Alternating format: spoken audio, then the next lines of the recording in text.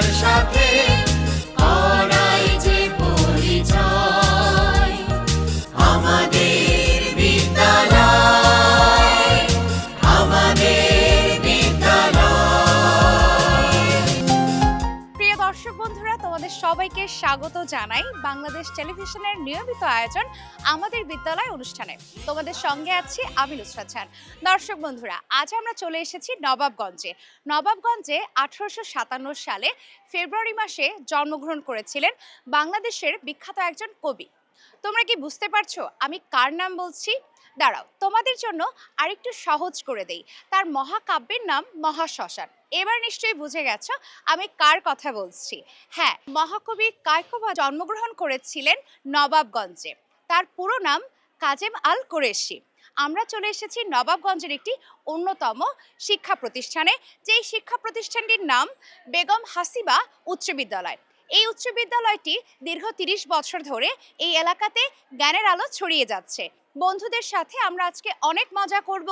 নাচ থাকবে, গান থাকবে, খেলা থাকবে, কুইজ প্রতিযোগিতা থাকবে, আর অবশ্যই তোমরা আমাদের সঙ্গেই থাকবে। চলো দেরি না করে আমরা এই বিদ্যালয় সম্পর্কে কিছু তথ্য জেনে নেই।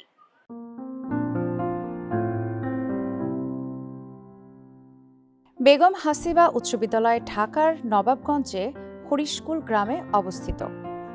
এই শিক্ষা প্রতিষ্ঠানটি 1997 সালে প্রতিষ্ঠিত হয়।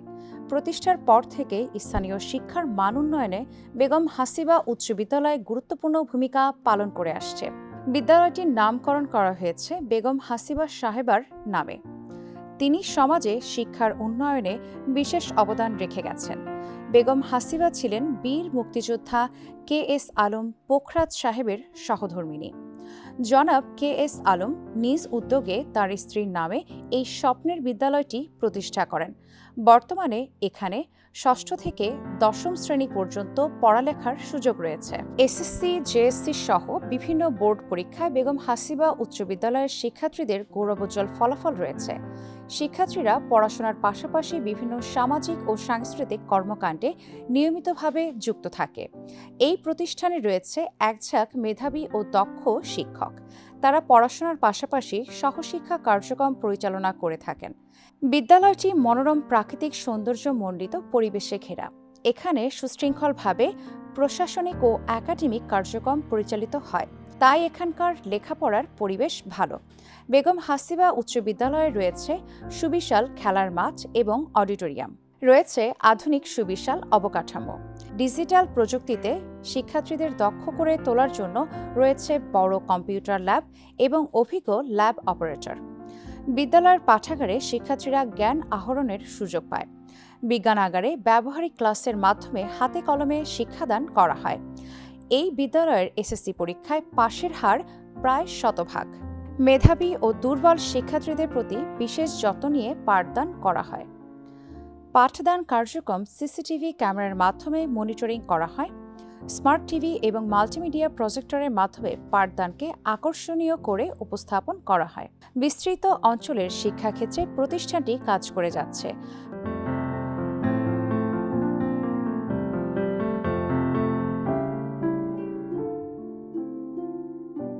2019 সালের 1 এপ্রিল থেকে এই বিদ্যালয়ে যোগদান করার পর থেকে এই বিদ্যালয়ের একঝাঁক মেধাবী শিক্ষকের সমন্বয়ে তাদের সহযোগিতায় বিদ্যালয়টি পরিচালনা করে আসছি।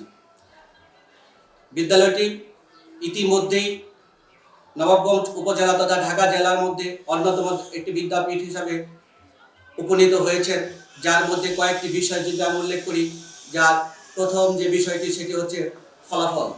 এই বিদ্যালয়টির ফলাফলের দিক থেকে অন্যতম জায়গায় উপনীত হয়েছে। 2025 সালের SSC পরীক্ষায় এই বিদ্যালয়টি নবাবগঞ্জ উপজেলার মধ্যে 5ম স্থান অধিকার করেছে। বিদ্যালয়টি খেলাধুলায় জাতীয় পর্যায়ে পর্যন্ত পুরস্কার অর্জন করার গৌরব অর্জন করেছে। এই বিদ্যালয়টির সাংস্কৃতিক বিভিন্ন কার্যক্রম অতীব প্রশংসনীয় এবং উপজেলা পর্যায়ে জেলা পর্যায়ে সাংস্কৃতিক বিষয়ে বিভিন্ন প্রতিযোগিতায় গৌরবের সহিত তাদের সুনাম বয়ে নিয়ে আসে।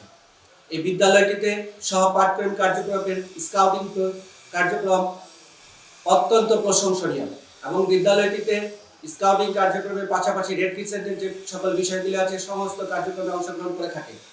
আমরা যে সকল বিষয়গুলি খুব গুরুত্ব দিয়ে থাকি সবার আগে আমাদের নিয়মিত উপস্থিতি।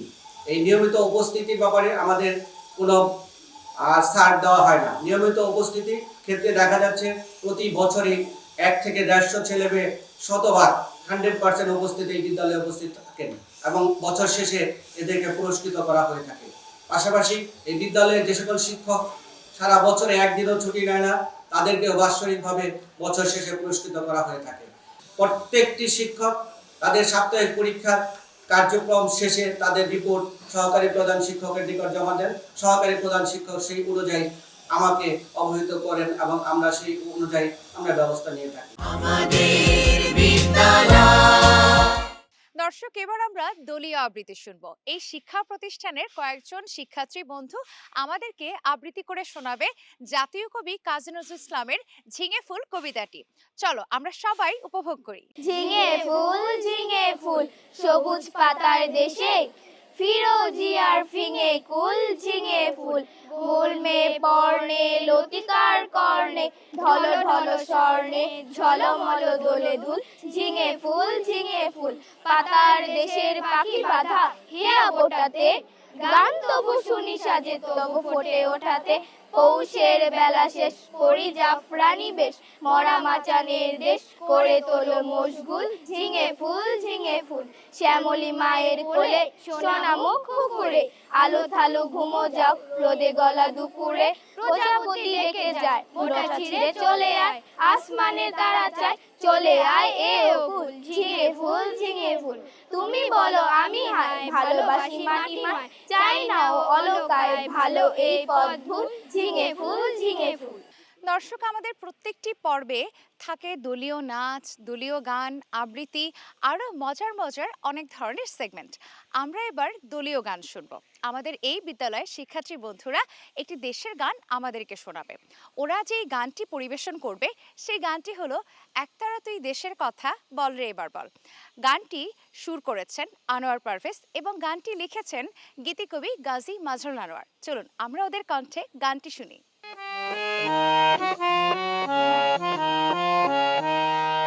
একতারা তুই দেশের কথা বল রে এবার বল, আমাকে তুই বাউল করে সঙ্গে নিয়ে চল, জীবন মরণ মাঝে তোর সুর যেন বাজে, জীবন মরণ মাঝে তোর সুর যেন বাজে, একতারা তুই দেশের কথা বল রে এবার বল, আমাকে তুই বাউল করে সঙ্গে নিয়ে চল।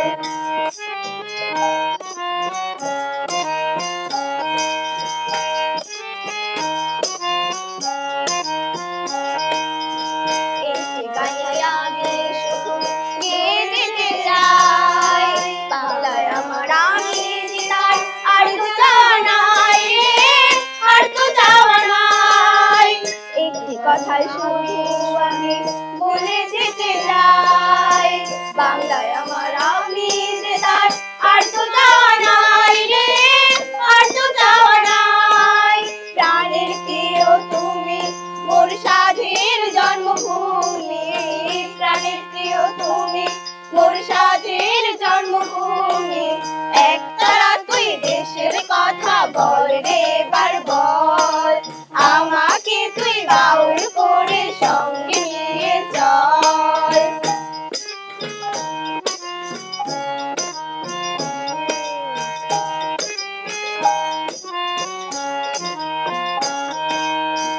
একটি কথাই শুধু আমি বলে যেতে চাই, বাংলায় আমার সুখে দুঃখে হয় যেন গোঠাই রে, হয় যেন গোঠাই, একটি কথাই শুধু আমি বলে যেতে চাই, বাংলায় আমার সুখে দুঃখে হয় যেন গোঠাই রে, হয় যেন গোঠাই, তোমায় বরণ করে যেন যেতে পারি মোরে, তোমায় বরণ করে যেন যেতে পারি মোরে, একতারা তুই দেশের কথা বল রে এবার বল, আমাকে তুই বাউল করে সঙ্গে নিয়ে চল, জীবন মরণ মাঝে তোর সুর যেন বাজে, জীবন মরণ মাঝে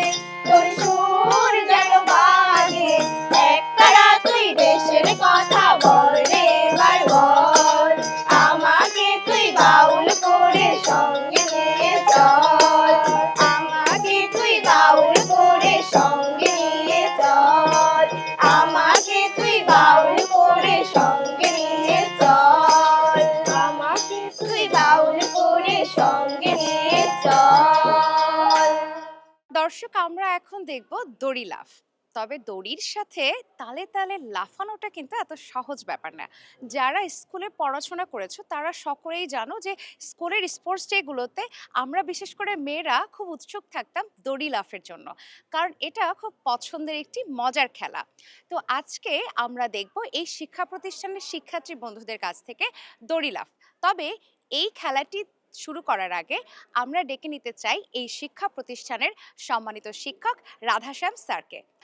স্যার, ওরা তো সবাই এখানে আছে, আমরা ওদের জ্ঞাতার্থে একটু খেলার নিয়ম কানুনগুলো বলে দিতে চাই। তোমাদের হাতে যে রশ্মিগুলো আছে, তোমরা যখন রশ্মি খেলা শুরু করবে, খেলতে খেলতে যদি তোমরা বাধাপ্রাপ্ত হও, যে যে পর্যায়ে বাধাপ্রাপ্ত হবে আস্তে করে তুমি ওখানেই খেলাটি থামিয়ে দেবে। এভাবে আমরা তোমাদের মধ্য থেকে পর্যায়ক্রমে প্রথম এবং দ্বিতীয় দুজনকে বিজয়ী হিসেবে ঘোষণা করব। যারা যত বেশি সময় খেলতে পারবে তাদের কিন্তু প্রথম এবং দ্বিতীয় স্থান অধিকার করার সম্ভাবনা তত বেশি থাকছে। স্যার, আপনাকে এখন একটু অনুরোধ জানাবো খেলাটি পরিচালনা করবার জন্য। Thank you madam.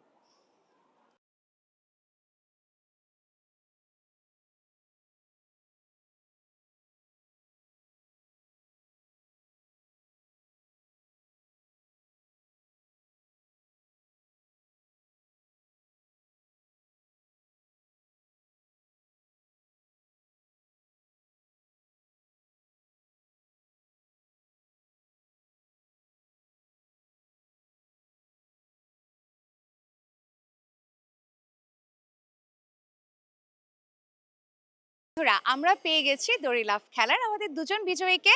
আমরা দ্বিতীয় স্থান অধিকারকারী হিসেবে পেয়েছি অপর্ণাকে এবং প্রথম স্থান অধিকার করেছে শ্রীদেবী। তোমাদের দুজনের জন্য অনেক অনেক শুভকামনা, অভিনন্দন তোমাদেরকে।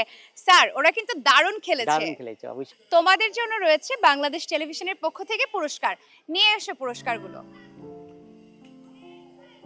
ধন্যবাদ তোমাকে। স্যার, আপনাকে একটু অনুরোধ জানাচ্ছি ওদের হাতে পুরস্কার তুলে দেবার জন্য। Thank you. আমরা বিজয়ীদের হাতে পুরস্কার তুলে দিচ্ছি, দ্বিতীয় যে হয়েছে তার হাতে পুরস্কার তুলে দিচ্ছি। আমরা তো পুরস্কার তুলে দিচ্ছি প্রথম যে হয়েছে আজকের খেলায় তার হাতে পুরস্কার তুলে দিচ্ছি। ধন্যবাদ তোমাদেরকে, ভবিষ্যতে আরো সুন্দর খেলবে। শ্রীদেবী, তুমি তো প্রথম হয়েছো, কেমন লাগছে তোমার অনুভূতিটা শুনি? ভালো লাগছে। শুধু ভালো লাগছে? অপর্ণা, তোমার কেমন লাগছে? আমার অনেক ভালো লাগছে। তোমরা সব সময় ভালো থাকবে আর অনেক অনেক শুভকামনা তোমাদের জন্য। আমাদের বিদ্যালয়। দর্শক, আমাদের এবারের সেগমেন্ট কুইজ প্রতিযোগিতা। বেগম হাসিবা উচ্চ বিদ্যালয়ের শিক্ষার্থীরা কুইজ প্রতিযোগিতায় অংশগ্রহণ করবে এবং এক এক করে তিনজনকে আমরা বিজয়ী হিসেবে পুরস্কার প্রদান করব। এই শিক্ষা প্রতিষ্ঠানের শিক্ষিকা দীপ্তি দাস আমাদেরকে সাহায্য করবেন কুইজ প্রতিযোগিতাটি পরিচালনা করবার জন্য। স্বাগত আপনাকে, কেমন আছেন? আমি ভালো আছি, আপনি কেমন আছেন? অনেক ভালো আছি। আপু, আপনার উপর একটু দায়িত্ব দেব যে আজকের এই যে কুইজ প্রতিযোগিতাটি আমরা সম্পন্ন করব, সেই প্রতিযোগিতাতে কে আসলে সঠিক উত্তর দেবে, কে ভুল উত্তর দেবে, সেই বিষয়টি আপনাকে একটু খেয়াল রাখতে হবে। আপনি সেটি বলে দেবেন এবং যারা হাত তুলবে তাদের ভেতর থেকে কে প্রথমে হাত তুলবে এটি একটু আপনাকে লক্ষ্য রাখতে হবে। জি। কুইজ প্রতিযোগিতাটি শুরু করবার আগে তোমাদেরকে আমি একটু কুইজ প্রতিযোগিতার নিয়মগুলো জানিয়ে দিই। আমি এক এক করে 10টি প্রশ্ন করব, যে সঠিক উত্তর জানো সে হাত তুলবে। অনেকের মধ্য থেকে তোমরা হয়তো বেশ অনেকেই জানো, উত্তর দেওয়ার জন্য অনেক উদ্গ্রীব থাকবে বা উৎসুক হয়ে হাত তুলবে। তবে প্রথম যে হাত তুলবে সেই বন্ধুটি কিন্তু সঠিক উত্তর দিতে পারবে। আর কোনো কারণে তোমরা যদি সঠিক উত্তর না জানো, তোমাদের উত্তরটি যদি ভুল হয়, সেক্ষেত্রে আমরা আর দ্বিতীয় বা তৃতীয় কারো কাছ থেকে উত্তরটি নেব না। আমি সেক্ষেত্রে ভুল উত্তরটি বাদ দিয়ে যেটি সঠিক হবে সঠিক উত্তরটি তোমাদের জানার জন্য বলে দেব। এবং 10টি প্রশ্নের মধ্যে সর্বোচ্চ সংখ্যক প্রশ্নের সঠিক উত্তর যে বন্ধুটি দিতে পারবে সে হয়ে যাবে আমাদের প্রথম স্থান অধিকারকারী বিজয়ী। এভাবে আমরা দ্বিতীয় এবং তৃতীয় স্থান অধিকারকারী বিজয়ীকে পেয়ে যাব। তোমরা মনোযোগ দিয়ে প্রশ্নগুলো শুনবে এবং আমি পুরো প্রশ্নটি বলবার পরেই তোমরা হাত তুলবে উত্তর দেবার জন্য। চলো, তোমাদের জন্য প্রথম প্রশ্নটি থাকছে, বেগম হাসিবা উচ্চ বিদ্যালয় যার নামে প্রতিষ্ঠিত তিনি প্রতিষ্ঠাতা বীর মুক্তিযোদ্ধা KS আলম পোখরাজ সাহেবের কি হন? সূর্যপাল, তুমি আগে হাত তুলেছো, তুমি উত্তরটি দেবে। পোখরাজ সাহেবের স্ত্রী। তোমাদের জন্য দ্বিতীয় প্রশ্নটি হচ্ছে, বাংলাদেশে মোট কতবার গণভোট অনুষ্ঠিত হয়েছে? প্রথম তুমি হাত তুলেছো, তুমি উত্তরটি দেবে। 3বার। বন্ধুরা, তোমাদের জন্য তৃতীয় প্রশ্নটি থাকছে, মহাকবি কায়কোবাদের মহাশ্মশান কবিতাটি পড়ে নাট্যকার মুনির চৌধুরী কোন নাটকটি লিখেছিলেন? তুমি হাত তুলেছো সর্বপ্রথম, তুমি উত্তরটি বলো। কবর। উত্তরটি সঠিক হয়নি। উত্তর হবে রক্তাক্ত প্রান্তর। রক্তাক্ত প্রান্তর নাটকটি মহাশ্মশান কাব্যগ্রন্থ পড়ার পরে মুনির চৌধুরী লিখেছিলেন। বন্ধুরা, তোমাদের জন্য চতুর্থ প্রশ্ন, আইসিসির র্যাঙ্কিং অনুযায়ী টি-20 ক্রিকেটে স্কটল্যান্ডের অবস্থান কততম? যেখানে বাংলাদেশের খেলার কথা ছিল, বাংলাদেশ টিম খেলতে চায়নি বলে পরবর্তীতে স্কটল্যান্ডকে নেওয়া হয়েছে কততম দল হিসেবে?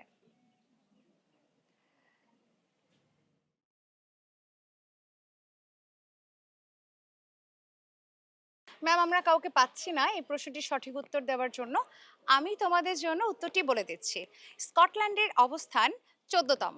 তোমাদের জন্য 5 নম্বর প্রশ্ন, বাংলাদেশের 10 টাকার নোটে আতিয়া মসজিদের ছবিটি রয়েছে। তোমাদেরকে বলতে হবে আতিয়া মসজিদ কোথায় অবস্থিত। তুমি সর্বপ্রথম হাত তুলেছো, তুমি উত্তরটি দাও। ঢাকায়। উত্তরটি সঠিক হয়নি। আতিয়া মসজিদ ঢাকার উত্তরে টাঙ্গাইলে অবস্থিত। টাঙ্গাইল শহর থেকে প্রায় 6 কিলোমিটার দক্ষিণ পশ্চিমে দেলদুয়ার উপজেলায় মসজিদটি রয়েছে। তোমাদের জন্য পরবর্তী প্রশ্ন, পেঁয়াজ কাটার সময় কেন আমাদের চোখে পানি আসে? তুমি উত্তরটি বলো সর্বপ্রথম, তুমি হাত তুলেছো। অ্যাসিড। তোমার উত্তরটি আংশিক হয়েছে। পেঁয়াজের কোষে থাকে অ্যামাইনো অ্যাসিড সালফক্সাইড, যে কারণে পেঁয়াজ কাটার সময় আমাদের চোখে পানি আসে। তোমাদের জন্য 7 নম্বর প্রশ্ন, অতি দর্পে হত লঙ্কা। এখানে দর্প বা অহংকার, কার অহংকারের কথা বলা হয়েছে? তুমি উত্তরটি দাও, কারণ তুমি সর্বপ্রথম হাত তুলেছো। লঙ্কার রাজা রাবণ। তোমার উত্তরটি সঠিক হয়েছে। তোমাদেরকে আমি পরপর 4টি সংখ্যা বলবো, তোমাদেরকে বলতে হবে এর পরের সংখ্যা কোনটি। 5, 8, 11, 14। বলো এর পরের সংখ্যাটি কি? তুমি হাত তুলেছো সর্বপ্রথম, তুমি উত্তরটি দাও। 17। সঠিক হয়েছে তোমার উত্তরটি। তোমরা এখন পর্যন্ত সবাই একটি একটি করে উত্তর দিয়েছো। যারা 2টি বা 3টি প্রশ্নের সঠিক উত্তর দিতে পারবে তাদের কিন্তু বিজয়ী হওয়ার সম্ভাবনা অনেক বেশি। আর আমাদের প্রশ্নও কিন্তু খুব বেশি নেই, তো তোমাদেরকে চেষ্টা করতে হবে এবং খেয়াল করে শুনতে হবে। 9ম প্রশ্ন, তোমাদেরকে বলতে হবে কোন ইংরেজি শব্দের শুরুতে টি আছে, শেষে টি আছে এবং তার মধ্যে আমরা টি বা চা রাখি। তুমি হাত তুলেছিলে, তুমি বলো উত্তরটি। টিপট। উত্তরটি সঠিক হয়েছে। তোমাদের জন্য 10ম প্রশ্ন এবং শেষ প্রশ্নটি হচ্ছে, বাংলা অভিধানে বয়রস্যি বি এবং বয়রস্যি মূর্ধন্য দুটো শব্দ আমরা ব্যবহার করে থাকি। এই দুটো দ্বারা কি বোঝায়? তুমি হাত তুলেছো সর্বপ্রথম, তুমি উত্তরটি দাও। বিশেষণ। বি দিয়ে কি বোঝায়, বিন দিয়ে কি বোঝায়? একটির উত্তর হয়েছে, আরেকটির উত্তর বলো। বিশেষ্য। তোমার উত্তরটি সঠিক হয়েছে। অভিনন্দন, আমরা পেয়ে গেছি আমাদের প্রথম স্থান অধিকারকারী বিজয়ীকে, কারণ ও সবথেকে বেশি সংখ্যক সঠিক উত্তর দিয়েছে।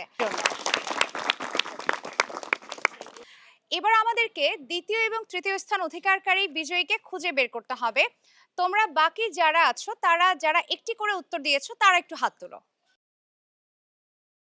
5 জনকে পেয়েছি যারা একটি প্রশ্নের সঠিক উত্তর দিয়েছে, একটি করে উত্তর দিয়েছে। ম্যাম, আমরা তোমাদের মধ্য থেকে দ্বিতীয় এবং তৃতীয় স্থান অধিকারকারী বিজয়ীকে খুঁজে বের করবার জন্য আবারও প্রশ্ন করব। এবার আমরা যেই প্রশ্নটি করব সেটি আমাদের দ্বিতীয় স্থান অধিকারকারী বিজয়ীর জন্য। একটি ধাঁধা জিজ্ঞেস করব, তোমাদেরকে ভেবে চিন্তে বলতে হবে ধাঁধাটির উত্তর কি হতে পারে। এমন কোন জিনিস যা আমরা বাজার থেকে কিনে আনি বা শপিং মল থেকে কিনে আনি খাওয়ার জন্য, কিন্তু আমরা খাই না? তুমি হাত তুলেছো, তুমি উত্তরটি দাও। প্লেট। উত্তরটি সঠিক হয়েছে। আমরা পেয়ে গেছি আমাদের দ্বিতীয় স্থান অধিকারকারী বিজয়ীকে। এবার আরেকটি প্রশ্ন করব, দেখা যাক কে পারো। যারা সাধারণ বিজ্ঞান সাবজেক্টটি পড়তে ভালোবাসো অবশ্যই এই প্রশ্নটি তাদের জানা আছে।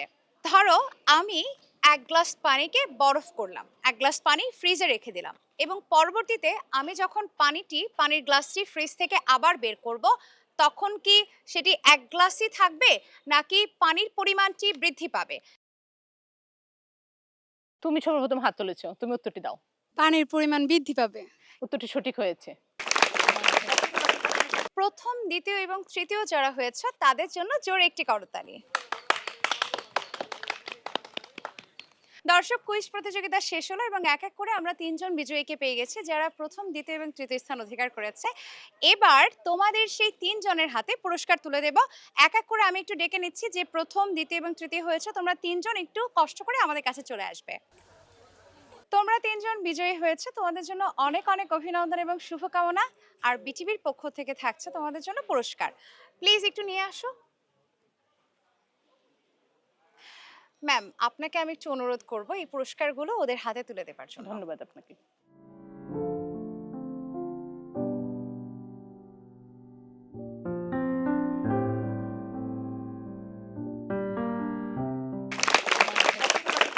ফাহমিদা, প্রথম স্থান অধিকার করেছো, কেমন লাগছে তোমার? খুবই ভালো লাগছে আমার প্রথম স্থান অধিকার করে। সূর্যপাল, তোমার অনুভূতি শুনবো, কেমন লাগছে? আমার অনুভূতি খুব ভালো লাগছে এই দ্বিতীয় স্থান অধিকার করে। জয়শ্রী, তৃতীয় স্থান অধিকার করেছো, কেমন লাগছে? আমার অনুভূতিটা অনেক ভালো লাগছে, তবে প্রথম স্থান অধিকার করলে আরো বেশি ভালো লাগতো। আমাদের বিদ্যালয়। প্রিয় দর্শক বন্ধুরা, আজকে আমরা দারুণ সময় কাটিয়েছি বেগম হাসিবা উচ্চ বিদ্যালয়ে। আমাদের এখানকার বন্ধুরা শুধুমাত্র পড়াশোনাতেই ভালো ফলাফল করে তা কিন্তু নয়, তার পাশাপাশি তারা সাংস্কৃতিক দিকগুলোতেও বেশ এগিয়ে আছে এবং বলা যেতে পারে যে সহশিক্ষা কার্যক্রমে তারা বেশ উৎসুক ছিল এবং আমাদেরকে দারুণ দারুণ পারফরমেন্স উপহার দিয়েছে। আজকের মতো আমি নুসরাত জাহান বিদায় নিচ্ছি বিটিভির অনুষ্ঠান আমাদের বিদ্যালয় থেকে। আবার দেখা হবে নতুন কোনো প্রতিষ্ঠানে নতুন কোনো বন্ধুদের সাথে। সেই পর্যন্ত তোমরা সকলে ভালো থাকো, সাবধানে থাকো এবং দেখতে থাকো আমাদের এই সুন্দর আয়োজন। আল্লাহ হাফেজ। শিক্ষা সংস্কৃতি ক্রীড়ার সাথে